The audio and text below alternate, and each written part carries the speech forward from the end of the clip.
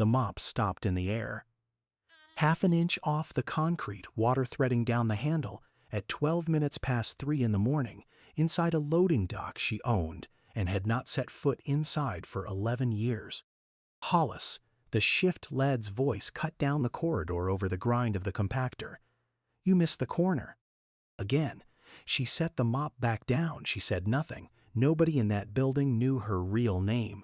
Not the shift lead, 26 and half asleep on his own feet.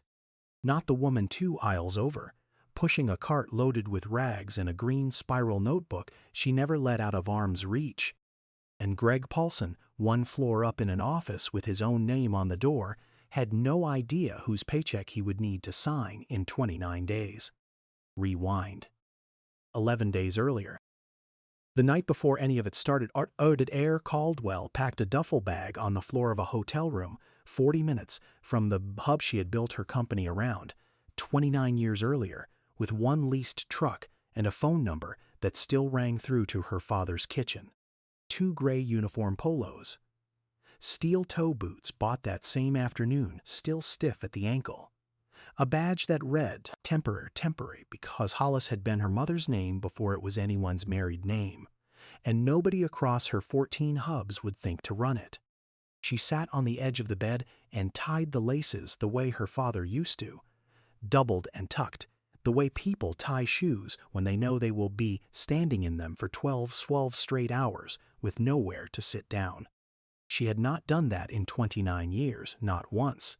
Caldwell, the distribution group, moved industrial motors, compressors, and heavy equipment parts out of 14 hubs across 5 states to contractors and municipal buyers who needed a part today, not next week. Adair had started it at 24 with 1 truck and a line of credit her father co-signed against a house that was not fully paid for. She was 53 now. She had not personally walked a warehouse floor in 11 years. She ran the company from a glass office 900 miles from Gary, Indiana, and most of her 14,000 employees had never seen her face out of an annual letter with her signature printed at the bottom in a font that was not actually her handwriting. Her assistant of 11 years, a careful man named Preston, who scheduled her days down to the quarter hour, had a standing rule about surprises, which was that there were none ever permitted anywhere on his own calendar.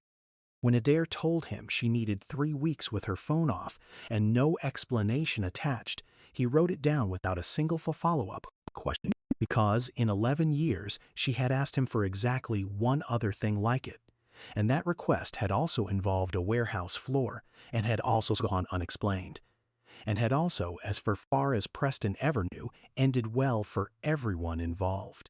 He did not ask this time either, though she suspected, from the particular way he said have a good trip, that he had guessed at least the shape of it. 9 days before she packed that duffel bag, an anonymous report landed in the one inbox at corporate that bypassed every regional layer by design.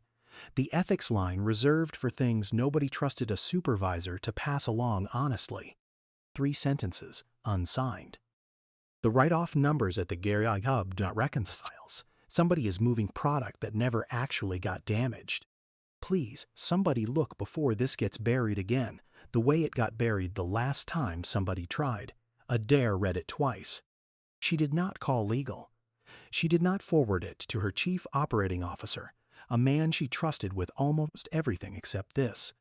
She sat at her desk with the report still open in front of her and thought about her father, Otis, who had worked the floor at the Gary Works Steels for 26 years before a round of cuts took him and 311 other men off the payroll on a Tuesday in October, with 2 weeks of severance and a letter that used the word restructuring 4 times. He never worked steel again after that Tuesday. He drove a delivery route for the rest of his working life, 6 days a week for the next 19 years, and never once, in front of his daughter, said the word bitter.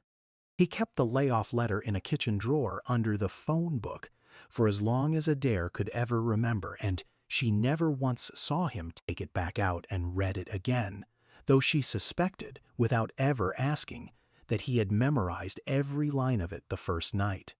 Adair had built a company on the promise, mostly to herself, that nobody who worked for her would get a letter like that one. Four uses of a word that meant nothing, and not one use of the word sorry. She had not walked a warehouse floor to check on that promise in 11 years. That was she could not explain to her board, so she did not try. She told Preston she needed 3 weeks, told her chief operating officer she was taking a personal leave for reasons she would exchange when she was ready, and drove to Gary herself instead of sending an auditor, because sending someone else meant she would never actually find out if the promise still meant anything, or if she had simply gotten comfortable enough behind a desk 900 miles away to need someone else to check for her. 2 miles from the hub, past the fence line where the old Gary works mill still stood half torn down, Sharice Coleman was finishing a shift she had been working for 19 years and 7 months. She made $14.35 an hour after every raise and every appeal she had ever filed, most of them typed out herself at her own table, because the union rep who used to help with appeals had retired 6 years ago and never been replaced. Before Caldwell, she had kept books for Fenwick and Loomis, a small accounting 2 towns over, until the firm closed the year she turned 31. Every that used the same skills wanted a certification she had never had the money or the year off to go get. She took the only opening Caldwell had, night floor and sanitation, and told herself it was temporary. That was 19 years ago. She still kept her old Finnick and Loomis names badge, not in the bottom of her purse, the laminate cracked down the middle, not because she needed it for anything, because a person does not always throw away the last proof of who they were trained to be. She still balanced a ledger to the exact cent, not because anyone asked her to. She kept the books for her church's building fund on her own kitchen table every second Sunday, the way some people keep a garden, because her hands needed a column of numbers that came out even at the end, even when so much else in her week did not. And she kept a second book nobody had asked for either, a green spiral notebook she carried, zipped into the front pocket of her cart, where she wrote down the load numbers, the write-off tags, and the manifest counts that came out of the Gary hub every night, because the system logged what people typed into it, not what actually left the building on a truck at 3 in the morning. 8 months earlier, she had shown 2 pages of that notebook to Greg Paulson, the senior regional operations director who had run 4 Caldwell hubs, including Gary, for 6 years. A compressor tagged storm damaged had gone out the back gate hole, in a box that was not actually broken, weighing by her own estimate from lifting 100 like it, at least 40 pounds more than a genuinely gutted unit ever would. She had waited for him after his walk through, notebook open to the page, and told him what she had seen. He had not looked up from his phone. "You clean the floors, Sharice," he said. "You don't audit them." She did not answer him. She closed the notebook and held it against her side. "Get back to your cart," Greg said, already looking back down at his phone. She kept writing anyway, not because she believed it would matter, because stopping would have meant agreeing with him, and she had never once agreed with a man like Greg Paulson about anything, not out loud, and not by going quiet either. Day 1. Sharice clocked in at 10 and found a new name taped to the schedule board in the break room, a temporary hire assigned to loading Dock B on the overnight sanitation rotation. Hollis, 50-something, quiet, moved like someone who had done manual work before and had simply been away from it a long time. Sharice did not offer to show her around. In 19 years on this floor, she had trained 4 supervisors and watched every one of them leave within a year for something better. Friends somewhere around the 3rd one, she had stopped investing in people, who were by definition already halfway out the door before they even signed their onboarding paperwork. She nodded once at the new hire. That was the whole introduction. Marva Jennings, who had worked the same overnight crew for 14 years and knew every unwritten rule the building had ever produced, was less careful with her curiosity. She watched Hollis fold a stack of rags with military corners, the kind of fold nobody teaches you unless somebody once demanded it of you for a living. Bet she doesn't last a month, Marva said, not unkindly, just stating a fact she had seen proven 40 times before. Bet you're right, Sharice said, and kept walking. The Gary hub ran motors and compressors and heavy equipment parts out the back gate around the clock. 42 trucks a night on a good night, 26 on a slow one, and Sharice had learned the sound of every one of them well enough to know which driver was behind the wheel before she ever saw a face. She had learned other sounds too, the particular clank a compressor made when it went out the door in a box that was heavier than a truly broken compressor had any business being. She had started noticing that sound about a year and a half earlier, and once she noticed it, she could not make herself stop. That first night, Hollis worked the same corridor Sharice did without a single word passing between them beyond the nod. But Sharice caught her twice standing a beat too long in front of a stack of pallets tagged for right off, reading the tags the way a person some they already understand rather than something they are trying to learn. Sharice filed that away the same place she filed everything else, quietly, without comment, for later if later ever came. The break room television stayed on low volume all night, tuned to a channel nobody remembered choosing, and Sharice turned Esner 40 at tape she had eaten at for 19 years, across from a bulletin board with a company newsletter pinned to it that still spelled her name, Sharice, in the caption under a photo from a retirement party 3 years back. She had mentioned it once, nobody had ever taken it down. She drove home at 6 in the morning to a rented house on the east side, fed the cat, called her older sister in Fort for 4 minutes because that was the drive time between the hub and her own driveway, and slept until early afternoon, the same rhythm she had kept for 19 years, ever since a job that used to fit her differently stopped existing, and this was the one that was still standing when she went looking. Day 6. A pallet jack seized up an aisle for an hour before the last truck of the night, and the driver assigned to load it stood over it the way most people stand over machines they do not understand, turning a key that was never going to fix anything. Hollis crouched down without being asked, found the hydraulic release valve stuck half open, and freed it with the heel of her palm in under a minute.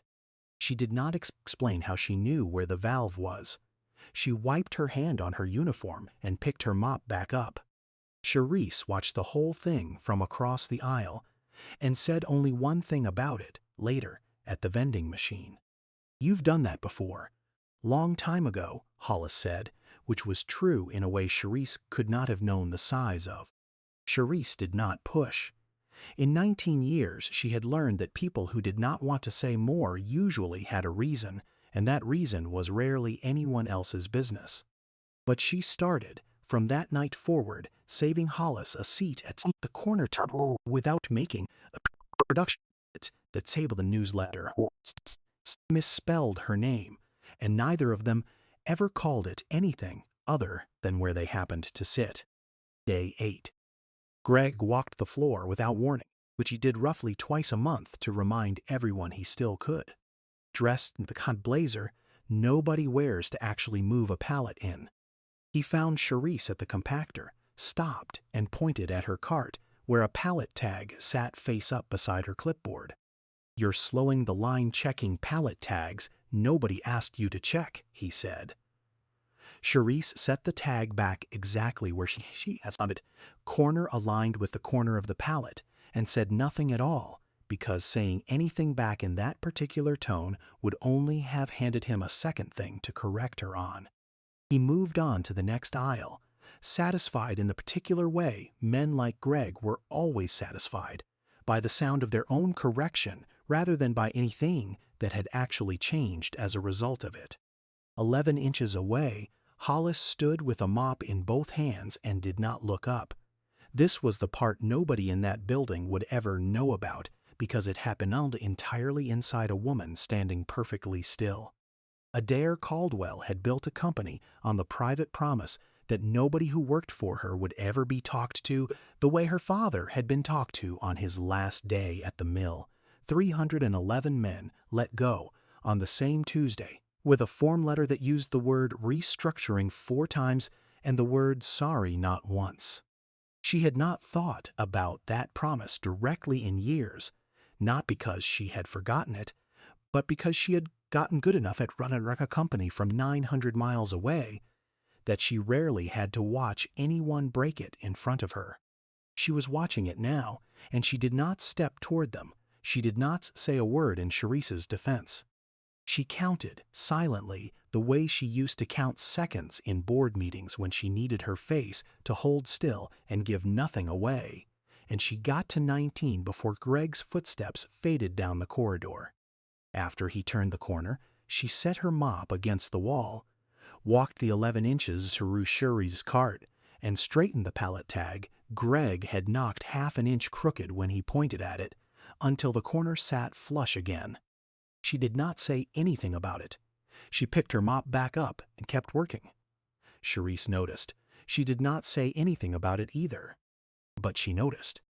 Somewhere in those 19 seconds, standing on a warehouse floor for the first time in 11 years, a divorce understood something she would not have admitted out loud to her own board. The version of her sitting in a glass office 900 miles away would have called that walk-through handled the moment it ended, filed under employee relations, closed.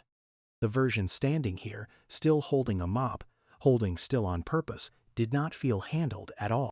It was standing in her father's kitchen all over again, the week after the mill let him go, when nobody in the house said the word unfair, because saying out loud would have made it a thing you were owed, instead of a thing that had simply happened to you. I want to pause on that 19 seconds, because it is easy to miss. Most people watching a scene like that are waiting for the moment someone steps in. What actually mattered here was the moment someone chose not to, and had to live with that choice a little longer than she expected to. Day 11. A shift lead barely out of his 20s caught Hollis on her way past Dock B, with a mop still dripping and a corner she had genuinely missed, distracted by the sound of a compressor going out the back gate heavier than it should have been. Hollis, his voice cut down the corridor over the grind of the compactor. You missed the corner again. She set the mop back down. She said nothing. It was a small thing, a wet floor and a tired 20-something with a clipboard, and it would not have meant anything at all except that it was the exact moment 11 days into an assignment nobody in that building knew had a countdown attached to it. When Eder Caldwell stopped thinking of this as due diligence and started thinking of it as something closer to penance. Nobody handed her that correction because of who she was. They handed it to her because of who they believed she was, and for the first time in 11 years, that was the only version of herself in the room. Day 13. A safety compliance officer from the regional office toured the area hub on Hunayu's day afternoon, and Greg walked her through the loading area, explaining his staffing philosophy in the tone of a man reciting something he believed was simply common sense. You keep the overnight crew lean, he said, well within earshot of both Sharice and Hollis, neither of whom he registered as capable of following the conversation. People on this shift aren't looking to move up. They're looking for something steady they can do with their hands. You don't need to invest heavy in training you're not going to see a return on. The compliance officer wrote something on a clipboard and did not ask who, specifically, he meant by people on this shift. Sharice kept sweeping. Hollis kept mopping. Neither woman looked up because looking up would have confirmed she had heard every word, and confirming that would have cost something neither of them could afford to spend that afternoon. This is not cruelty exactly. It is closer to a man who has never once had to prove his own competence to a room that already assumed he had none, mistaking this absence of that experience for evidence that the assumption was fair to begin with. Greg was not lying when he called it common sense. That was the part that made it dangerous. Day 15. It was Sharice who broke first, Not out of trust exactly, more out of the particular exhaustion that sets in around the second week of anything hard, when the body keeps working long after the will to explain yourself to another human being has run out. Break room, 4 in the morning. Both women eating from the zone's vending machine because the cafeteria closed at midnight, and neither of them had packed enough for a double. Sharice slid the green spiral notebook 2 inches across the table toward Hollis, then pulled it back an inch like she had already regretted it. "I'm not asking you to fix anything," she said, not looking up from the page. "I just needed one person in this building to see that I wasn't making it up." Hollis read the page without touching it. 3 lines of numbers, dates written the way a bookkeeper writes dates, and a tag code repeated 4 times across 4 different weeks with the same suspicious pattern each time. She did not ask a single question. 41 pages, Sharice told her, not because she had been asked, but because saying the number out loud to another person for the first time in 8 months was like setting something down she had been carrying alone. 41 pages since the day Greg told her she cleaned floors and did not audit them. Hollis closed the notebook and slid it back the same 2 inches it had traveled. Taking it, even for a moment longer than Sharice had offered it, would have been the first lie she told with her hands instead of her mouth, and she had promised herself, packing that duffel bag 11 nights earlier, that whatever else this month turned into, it would not turn into that. "Why do you still write it down?" Hollis asked, "if nobody's reading it?" Sharice thought about that longer than the question probably deserved. "My mother kept a ledger her whole life for a church that never once asked her to," she said. "Every dollar of the building fund to the penny for 30-some years. Nobody checked her math. She checked it anyway. I used to think that was about the church. I don't think it was. I think some people just need one place where the numbers come out even, because so much else doesn't."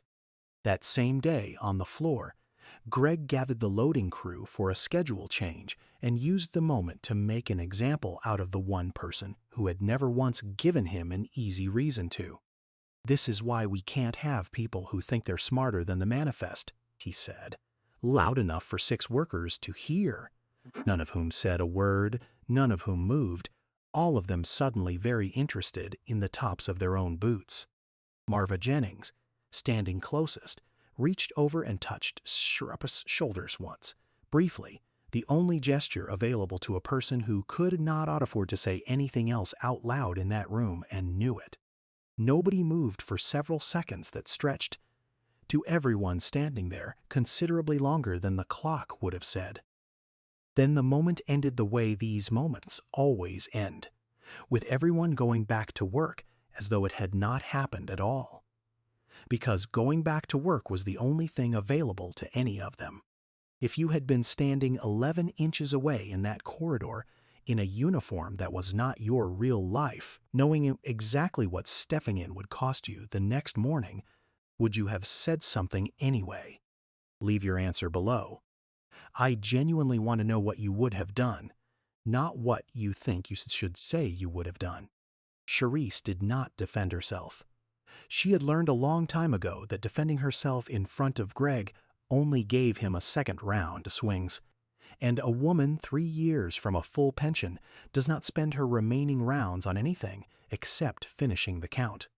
2 nights after that, during a regional inventory walk, Sharice and Hollis fell into an unplanned rhythm without either of them naming it. Sharice calling out tag numbers from her cart, Hollis confirming counts from the opposite end of the aisle, and the walk that usually took the two of them separately most of an hour got finished in 40 minutes, with a matching set of numbers neither had to argue about afterward.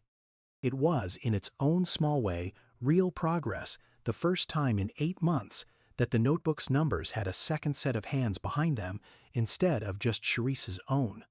But Greg noticed. He noticed the 2 women finishing early, standing at the same end of the same aisle with their heads bent toward the same clipboard. And the following week, the schedule changed without explanation. Hollis resigned to Doc C.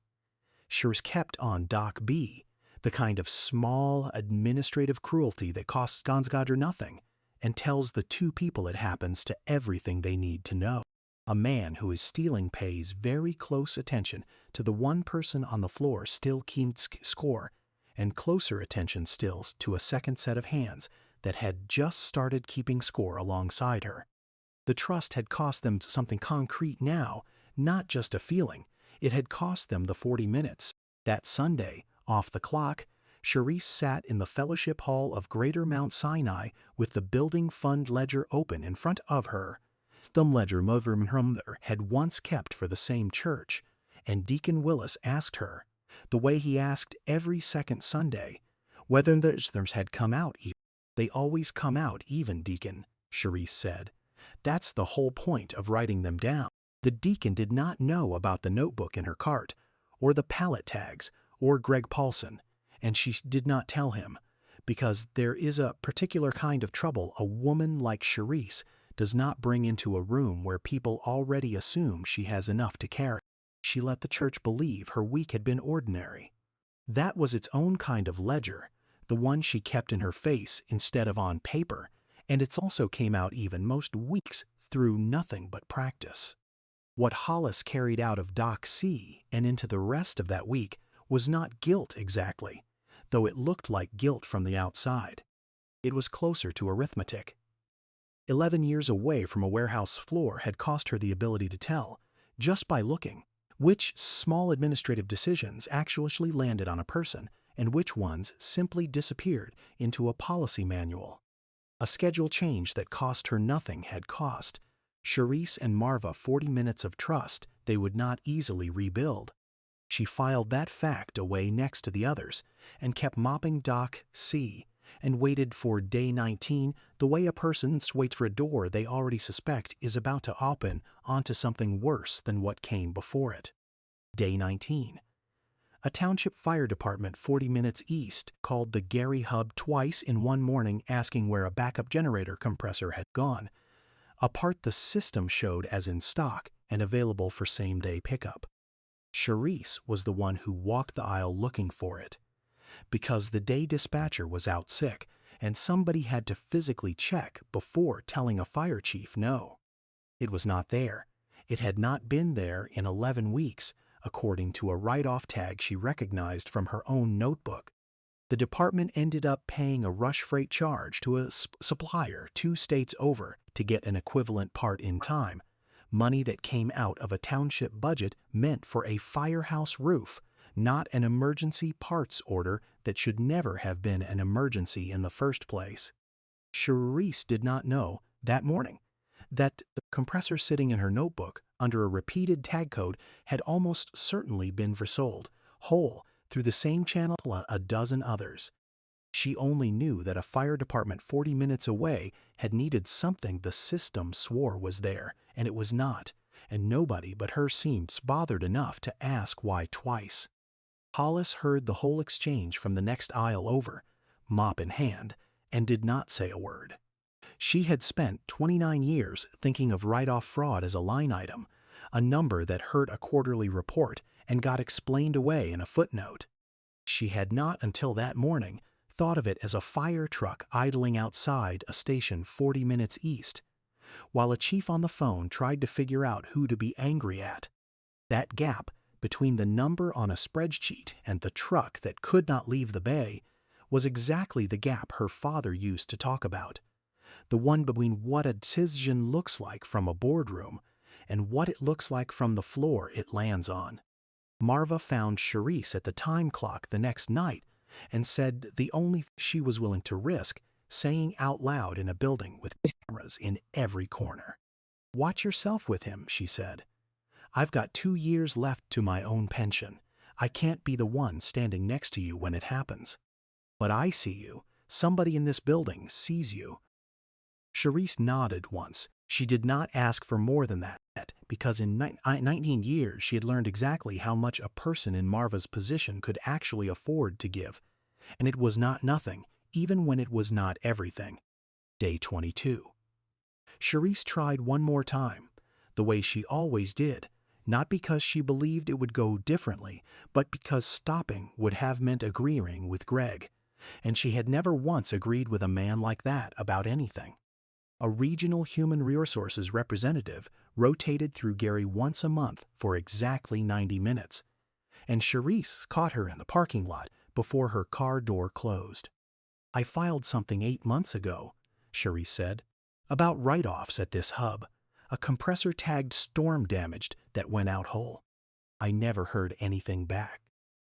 The woman had a folder already balanced against the steering wheel, somewhere in her head, counting down the remaining minutes of her 90 allotted at Gary. "What's your employee number?" she asked, and wrote it on a sticky note rather than in the folder itself. "I'll look into it." That's what Mr. Paulson said too 8 months ago to the week. "I'll look into it," the woman said again, the way people say things they have already decided not to do, and pulled her door shut. She never called. Sharice did not expect her to. That was the no, the same no she had been collecting in slightly different clothing for the better part of a year, filed alongside the last one and the one before that. And in the same week, on the other side of a wall neither woman could see through, Greg opened a folder of his own on his office computer, not about missing compressors, about Sharice Coleman specifically, a door propped open on somebody else's shift, a pallet count questioned 2 minutes past a scheduled break, the small unremarkable material a person gathers when they have already decided what they intend to do with it, and simply need something to point to later when they do it. The no had cost her nothing new. The and arrived on its own schedule, the way it always did with a man like Greg, tightening around her exactly, while she was still hoping the door she had knocked on 8 months earlier might finally open from the other side. Day 25. Sharice noticed Greg's car in the lot at 3 in the morning for the first time in 19 years, an hour he had never once flown Siffy face at before, walking the floor with a flashlight he did not need under lights that were already on, stopping twice near her cart while saying to anything at all. She did not ask why. She had learned that when a man like Greg started watching without talking, the talk part was already decided and coming soon. She wrote it down anyway, the date and the hour, and the exact aisle he had stood in both times, in a notebook that was beginning to feel less like evidence and more like a countdown of its own, ticking toward an ending she could not yet see the shape of.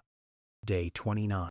Greg called Sharice into his office over the propped supply room door, a folder already open on his desk with 3 unrelated incidents, printed in paper clipped together, and told her, in the flat voice he reserved for decisions he had already made somewhere else first, that her performance had become a liability the company could no longer carry. 19 years, and it's a propped door on somebody else's shift, Sharice said. "It's a pattern," Greg said, tapping the folder twice. "I've documented all of it." He did not say the real reason. He did not have to. A woman who would not stop writing things down, 3 years from a full pension, had become more dangerous to him than any manifest discrepancy ever could be on its own. And a folder with 3 small incidents in it was easier to explain to corporate than the actual sentence he would have needed to say out loud. Sharice did not argue. She had one question. When? "End of the week," Greg said, and looked back down at his screen before she had even finished turning toward the door. She walked out of that office and did not cry in the hallway because she had learned a long time ago that crying in a hallway only gives people something to talk about instead of something to fix. She went back to her cart, finished the rest of her shift exactly the way she finished every other one, said goodnight to Marva at the time clock the same as always, and before she clocked out, she opened the green notebook one more time and wrote a final entry, careful and exact, in case it turned out to be the last page anyone ever read. Hollis watched her walk to the time clock from the far end of Dock C and did not follow her out.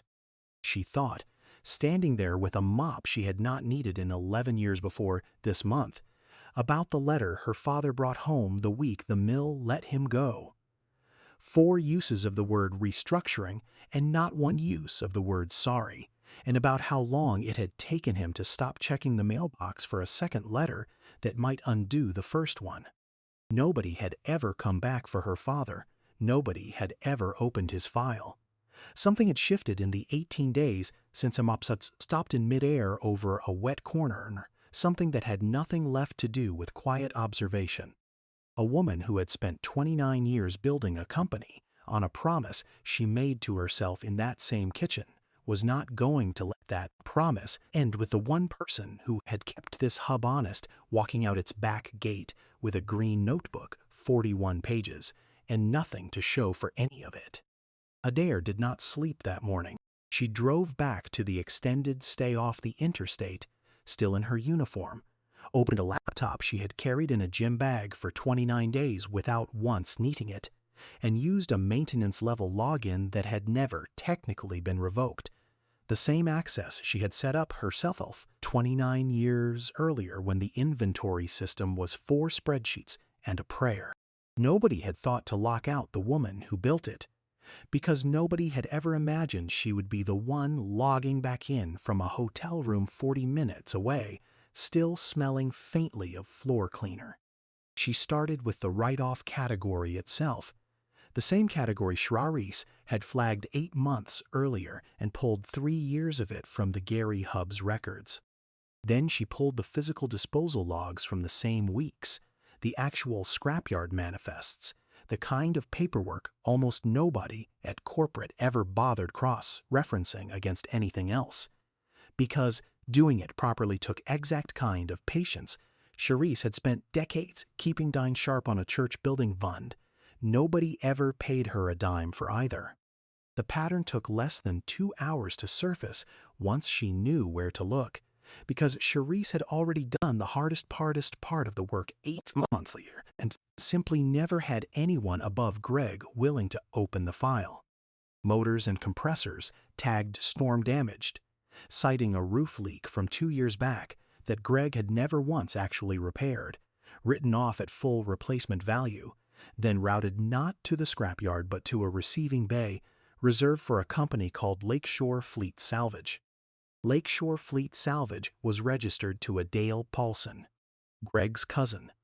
Adair pulled the state business registry record twice, certain the first pull the kind of coincidence. Rule 9 would never let a person like her get away with believing without checking again. It was not a mistake. Same address, a rented storage unit 40 minutes from Gary, the kind of place that rents by the month in cash and asks very few questions of the person signing the lease. Same phone number listed on both the registry filing and a receiving log entry from 14 months earlier, written in Greg's own handwriting, the handwriting she had seen on schedule boards and reprimand notices all month, without once connecting it to anything larger than a man who liked writing in block capitals to seem more official than he actually was. She thought briefly about calling her chief operating officer, waking him at whatever hour it happened to be on the coast right then, and decided against it. Not yet. Not until she had enough that nobody could spend his next 6 months arguing in a conference room about what it actually proved or first, about whether it was fair to Greg to move this quickly on the word of a woman with a mop and a fake name stitched onto her badge. It was not only Gary. Greg oversaw 4 hubs, 1 in Ohio, 2 in Lower Michigan, and Gary itself. Adair ran the same cross-reference against the other 3 that night, half expecting to find nothing, hoping for it even, because a scheme contained to 1 hub was a smaller thing to fix than a scheme that had learned to travel. It had learned to travel. The same tag pattern ran through 2 of the other 3, going back 3 years, always the same season each year, always routed through the same storage unit or C from Gary. And when Adair finished adding every line by hand, twice, because she did not trust a number that large on a single pass, the total came to $2,164,300 in inventory that had never actually been damaged at all. She sat with that number longer than she sat with anything else that night. It was not the largest fraud she had ever heard of in an industry built on heavy, expensive, easily miscounted equipment. National fraud examiner associations have long reported that most workplace fraud across nearly every industry gets caught first by an employee tip rather than by an external audit or an accountant's spreadsheet. Adair had read that statistic once, years earlier, in a risk management briefing she had skimmed and mostly forgotten. She was living inside it now at 4 in the morning in a basement 2 floors under her own name. I think it is worth stopping here for a second, because this is the part of the story that never makes it into the version people tell afterward. Nobody built a system that caught Greg Paulson. A woman with a green notebook and no authority caught him 8 months before anyone with authority even opened the file. The system's only real contribution, in the end, was staying out of her way for one night. Buried in Greg's own supervisor file, exactly where Sharice said it would be, sat her original complaint from 8 months earlier, time-stamped and never once forwarded. Adair opened it at 4 in the morning, still in her uniform, sitting alone in the records room in the basement of a building with her own name on the deed 2 floors above her head, surrounded by shelving that held nothing but bankers' boxes going back further than the digital system did, cardboard corners softened from decades of Gary humidity. The complaint was 3 sentences long, the same length as the anonymous report that had started all of this 9 days earlier, though nobody but Adair would ever know the 2 documents had ever been the same length at all. A compressor, storm-damaged, gone out whole. Please look into this before it happens again to someone else. It carried a single margin in Greg's handwriting added the same day Sharice submitted it. Not a priority. Nothing else. No date it had been reviewed because it never had been. Adair read the margin note 4 times. She thought about how easy it would have been, at any point in those 8 months, for one person with slightly more authority than Sharice and slightly less to lose than she herself had at the time, to have opened that file and asked one follow-up question. Nobody had. Not because the system lacked the mechanism for it, because the mechanism ran through exactly one man, and that man had a reason of his own, a very good one from where he sat, not to look. One more piece surfaced before sunrise, one Sharice had never seen and never could have, because it lived in a system only a handful of people at corporate had access to at all. An email from Greg's own account, sent to his cousin 11 months earlier, 4 lines long, discussing a pickup window for a certain lot number, and ending with the phrase the usual arrangement, same terms as always. He had never once hidden it well, not the email, not the storage unit 40 minutes away, not even the block capital handwriting on the receiving log. It had never once occurred to him that anyone above a night shift cleaner would ever be looking, and for 6 years running 4 hubs with almost no oversight from a corporate office 900 miles away, he had been entirely correct about that. Adair printed all 4 pieces, because paper does not crash, and paper does not require an explanation for why the CEO happened to be logged in from a maintenance account at 4 in the morning. She stacked them in the order she intended to use them, and sat for a moment with her hands flat on the stack. The same way, though she did not know this yet, Sharice would sit with her own hands flat on a table less than a day later. By the time the sun came up over the rail yard behind the hub, Adair had 4 separate pieces of evidence. A company still telling itself Sharice Coleman was the problem, and roughly 24 hours left before Greg's termination paperwork went through, and the only witness who had ever kept honest score walked out that door for good, taking a green notebook with 41 pages in it, and no way of knowing any of this had happened on her behalf.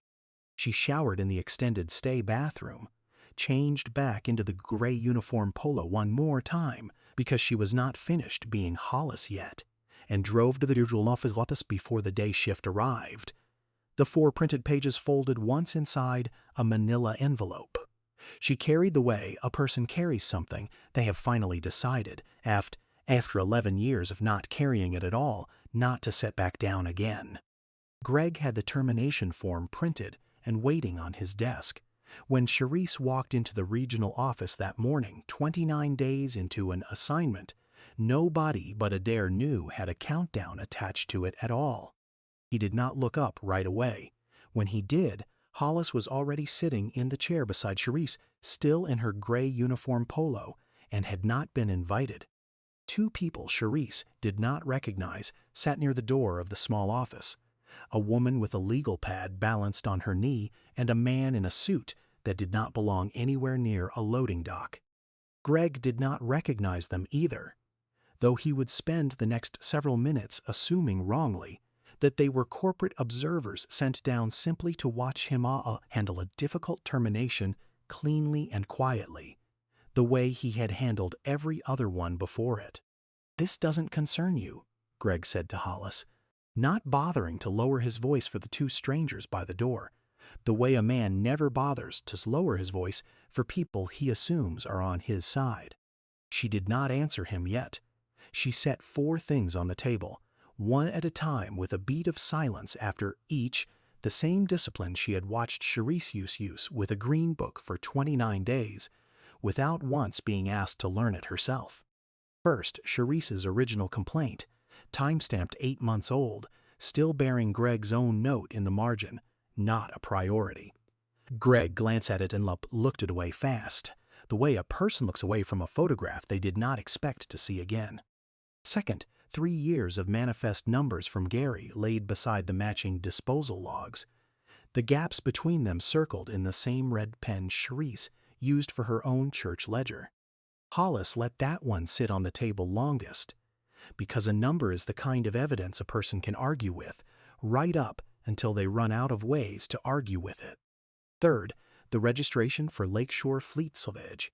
Dale Paulson listed as owner, the same last name sitting 2 feet away from everyone in that room. Greg's jaw moved once, a small motion, the first thing his body did that his mouth had not yet caught up to. Fourth, a single printed email, 4 lines, the usual arranged same terms and values, read aloud once by Hollis in a voice that did not rise or fall, and set face up on the table without another word. This was the moment the woman with the legal pad by the door finally spoke, the first thing either stranger had said since walking in. "That email matches the one we pulled from the server this morning," she said, to nobody in particular, mostly for the record. Greg turned toward her voice the way a man turns toward a sound he has been dreading since, long before he knew what shape it would take, and understood for the first time that she had not been sent to watch him handle a termination cleanly at all. Greg glanced at the pages without touching them, the same way a man glances at a bill he has already decided not to pay. "I don't recognize any of this," he said, though his eyes had already found the tag code circled in red on the second page and stayed there a beat longer than he meant them to. Greg's certainty did not crack the way certainty is supposed to on television. He talked over the silence instead, the way he always had. "I don't know what this temp thinks she found, but these are my facilities. I've run 4 hubs tighter than corporate ever has. If Coleman had done her actual job instead of digging through paperwork above her pay grade, we would not even be sitting here." "You would not be sitting here," Hollis said. "She would still be sitting exactly where she is. That was never in question." "Her name," Hollis said, "is Sharice Coleman, and you called her that 8 months before you ever bothered to open the file she gave you." Then, to the 2 people from Human Resources and Legal Adair had asked to sit in 20 minutes earlier, unnamed to Greg until this exact moment, the woman with the legal pad and the man in the suit that did not belong anywhere near a loading dock. "My name is Adair Caldwell." Greg looked at her the way a man looks at a number that will not add up no matter how many times he runs it. He did not apologize. He never once, in the minutes that followed, said he had done anything wrong. "These are my facilities," he said again, quieter now, to no one in particular, because it was the only sentence he had left that still sounded like the truth to him, and a man like Greg Paulson does not let go of the one sentence he has left just because the room has stopped agreeing with it. Sharice sat perfectly still through all 4 pieces, hands flat on the table, and did not say a single word until she heard her own full name spoken out loud by a woman she had known for 29 days, as someone who mopped floors and said almost nothing at all. She looked at Hollis then, really looked, the way a person looks at a photograph they are seeing correctly for the first time after weeks of holding it upside down. 29 days, Sharice said quietly, more to herself than to anyone in the room. 29 days, Adair said back, and did not explain any further than that, because she had promised herself, packing that duffel bag, that if this moment ever came, the action would be the only explanation Sharice ever needed from her. Greg Paulson was terminated that same afternoon, his access revoked before he had finished clearing the family photo off his desk, and the matter was referred to outside counsel for restitution proceedings against both him and Lakeshore Fleet Salvage. Dale Paulson's storage unit was inventoried within the week by outside counsel and a hired appraiser. Half of what turned up in it still had Caldwell tag numbers stamped into the housing, unremoved, because nobody involved had ever expected anyone to come looking that closely, let alone this quickly. Adair did not deliver a speech to the floor about any of it, and no company-wide memo went out that named Greg by name. Human Resources and Legal processed the paperwork the same unglamorous way they processed every termination on record, because the point of that afternoon was never that Adair had personally caught him. The point was that this time, someone had actually opened the file, and the fact that it took the company's own president wearing a fake name and a pair of steel toe boots to make that happen was not a story Adair wanted anyone at Caldwell celebrating out loud.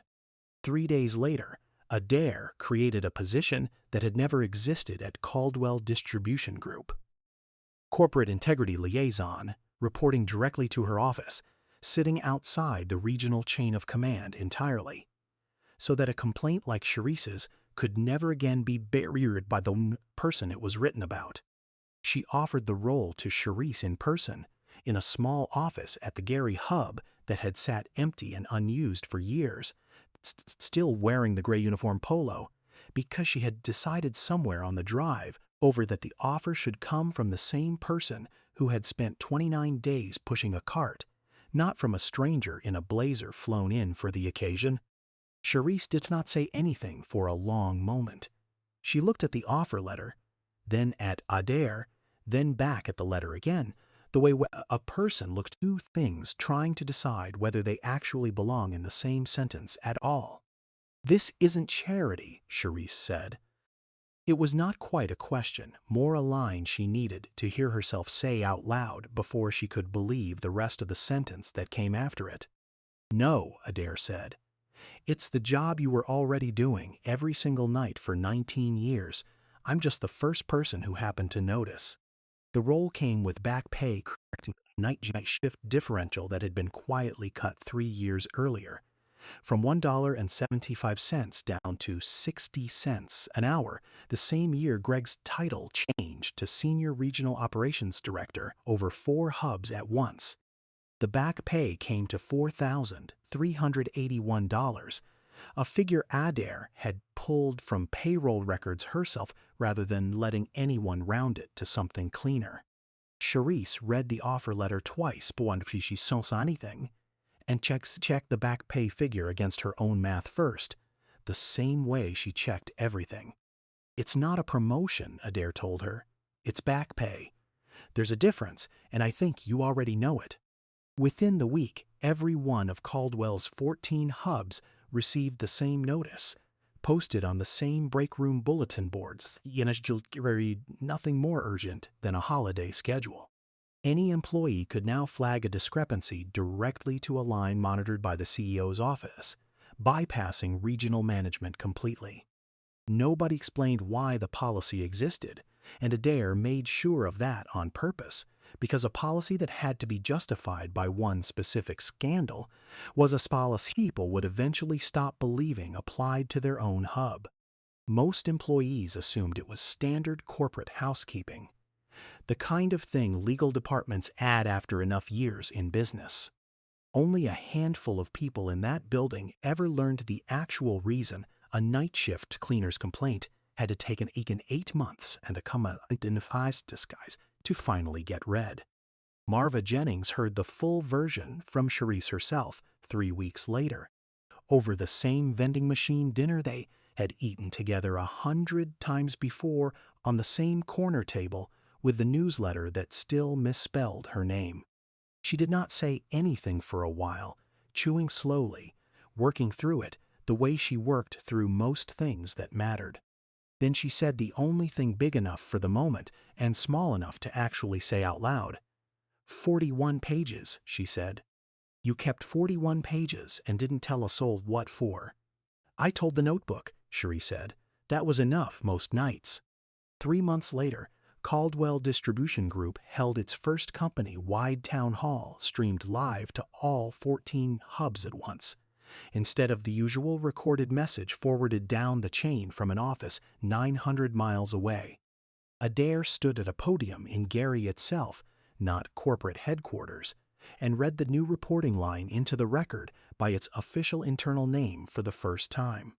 Coleman's line, not a fund, not a plaque. A working piece of the company's own infrastructure, named for a woman who had spent 19 years and 7 months being the only one who noticed what left that building and what did not. She said Sharice Coleman's full name out loud, in a room that size, for what turned out to be the first time in the company's history that anyone had. Sharice stood at the back of the crowd, arms crossed, the same way she had stood through every shift meeting for 19 years. Except this time somebody said her name and did not wait for her to answer back. The green notebook did not end up in a boardroom. It sat framed in the break room at the Gary Hub at eye level beside the microwave because that was where the people who would actually use it would see it. What nobody at that town hall ever learned, and what Sharice herself never asked about, was where Adair drove that same night after the stream ended. Past the fence line to the stretch of cracked concrete where the Gary Works mill had once stood before half of it came down, where a man had worked 26 years and never once, in front of his daughter, used the word bitter. Adair stood there for a while in the dark coat collar, up us against the wind coming off the lake a few miles north. She did not call anyone. She did not post anything. She got back in the car and drove to the airport, and the only person who ever knew she had gone there at all was the audience watching her do it. I keep thinking about the difference between the two women who kept a ledger in this story. One of them had the whole company's name on the deed. The other had her name on nothing at all, not even a schedule board that spelled it correctly half the time. But they were doing the exact same work for the exact same reason at 4 in the morning with nobody checking on either of them. I don't think competence needs an audience to be real. I think it just needs, eventually, one person willing to open the file. Greg Paulson kept his $400,000 severance in full because his executive contract, signed years before any of this, predated the fraud clause Caldwell's board added the following year specifically because of him. Some people would call that unfinished business. I am not sure the story owes anyone a version where every account gets settled to 0. It only owes you the true one. Was that unfinished business enough on its own, or should Caldwell's own lawyers have found some legal way to claw that severance back too, the same way they went after Dale Paulson's storage unit down to the last stolen part? Leave your answer below. When feelings, this particular question is going to split the room right down the middle. If this story reminded you of someone who has been overlooked for longer than they should have been, send it to them today. If stories like this one matter to you, subscribe. See you in the next one. This story is a work of fiction. The characters, names, and events are imagined. But the experiences they reflect, the exact discipline it takes to keep good records nobody asked you to keep, and the years it can take for someone to finally open the file, those are real. Industry surveys put unexplained inventory loss across American distributors and retailers at well over $100 billion a year, and the people who first notice the pattern are rarely the ones with the authority to act on it.